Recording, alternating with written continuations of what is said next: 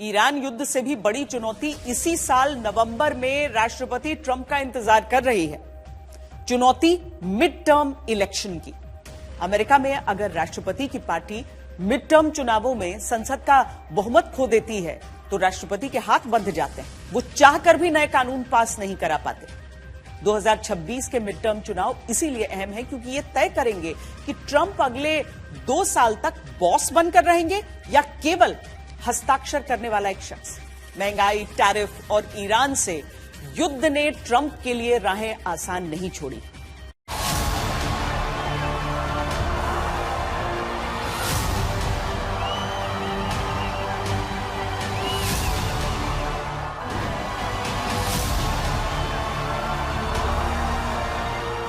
Make a deal or not makes no difference to me.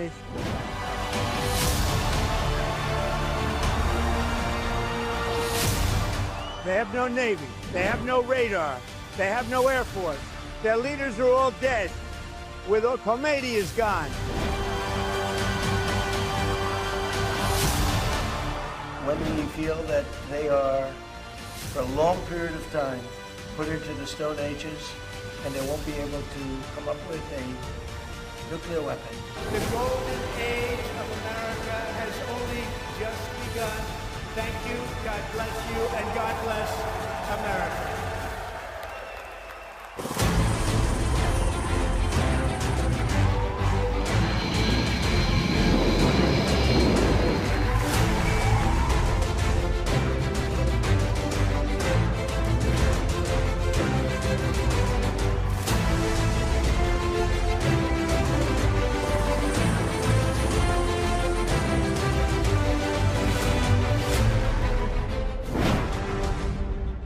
नवंबर 2026 की तारीख Trump के लिए व्यक्तिगत तौर पर बड़ी लड़ाई की तारीख है। इस तारीख में अमेरिका में मिड टर्म इलेक्शन होने हैं। ये इलेक्शन ही तय करेंगे कि डोनाल्ड ट्रंप के आने वाले शेष 2 साल बतौर राष्ट्रपति कैसे बीतेंगे। मिड टर्म इलेक्शन तय करेंगे कि ट्रंप साबित होंगे सुपर बॉस या लेम डक प्रेसिडेंट। राजनीति की दुनिया में लेम डक उस नेता को कहते हैं जिसका उत्तराधिकारी चुना जा चुका हो और जिसके पास विधायी ताकत न बची हो। अगर ट्रंप मिड टर्म यानी मध्यावधि चुनावों में बहुमत नहीं ला पाते तो उनके हाथ बंद जाएंगे और वो कोई नया कानून पास नहीं करा पाएंगे।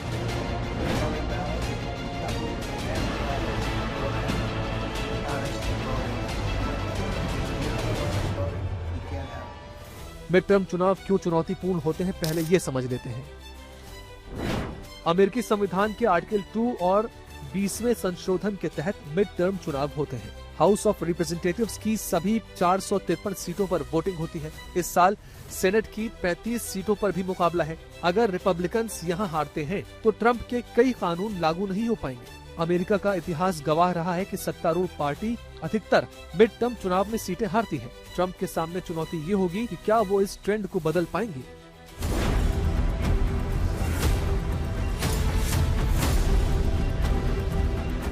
अमेरिका की कई रिपोर्ट्स के आधार पर यह कहा जा सकता है कि ट्रंप के सामने महंगाई सबसे बड़ा मुद्दा है। उसके बाद ट्रंप की टैरिफ नीति आम नागरिकों पर भारी पड़ रही है। ईरान युद्ध को लेकर भी अमेरिका का एक वर्ग ट्रंप की नीतियों से नाराज है।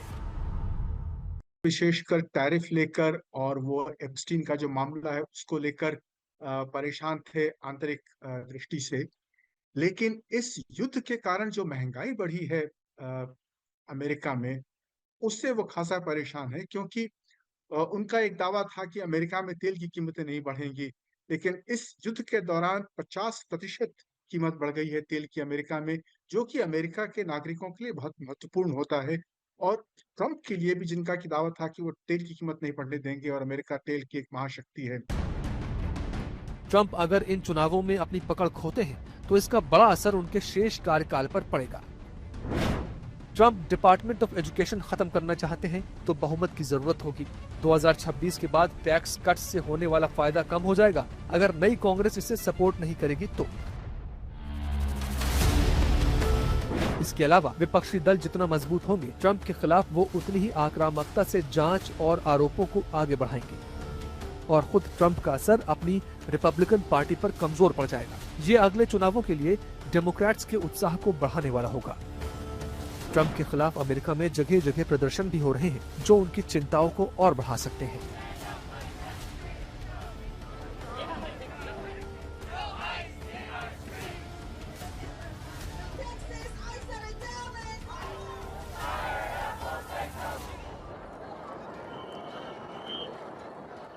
मिड टर्म चुनाव के दो पहलू होंगे। एक तो कि हाउस और रिप्रेजेंटेटिव्स वो हारते हैं कि नहीं, वो लगभग निश्चित है क्योंकि वो पूरा का पूरा हाउस चुनाव में जाएगा और उसमें उनके जीतने की उम्मीद बहुत कम है।